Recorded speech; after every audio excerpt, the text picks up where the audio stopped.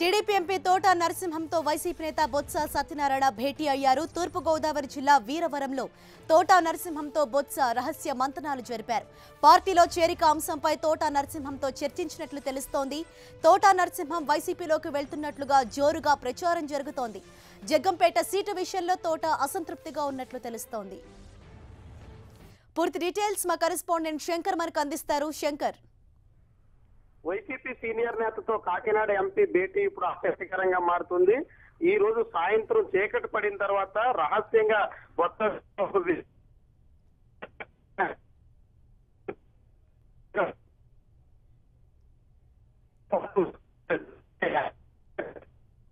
అయితే ఇప్పటికే జగ్గంపేట కోట నరసింహం పట్టుబడుతున్నారు. అయితే టీడీపీ అధిష్టానం మాత్రం సిట్టింగ్ ఎమ్మెల్యే జ్యోతి నెహ్రూ మొగ్గు చూపుతుంది. దీంతో తోట నరసింహం కుటుంబం అసహనంగా అసంతృప్తితో ఉంది.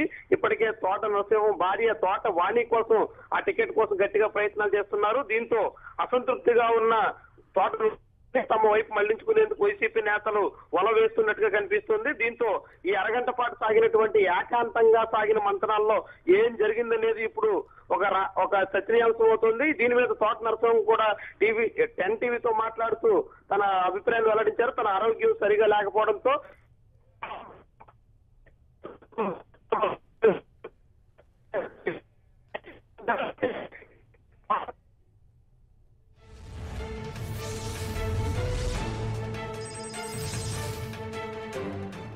ఇక మరోవైపు తన ఆరోగ్యం గురించి అడిగి తెలుసుకునేందుకే బొత్స సత్యనారాయణ వచ్చారని తోట నరసింహం అన్నారు.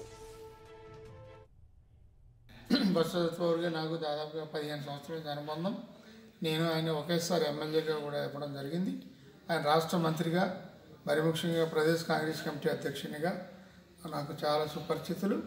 ఆ రకంగానే గతంలో 2010లో నేను క్యాబినెట్లో మంత్రి అయినప్పుడు ఆయన కూడా క్యాబినెట్లో కిరణ్ కుమార్ రెడ్డి గారు క్యాబినెట్లో మంత్రిగా ఉండేవారు.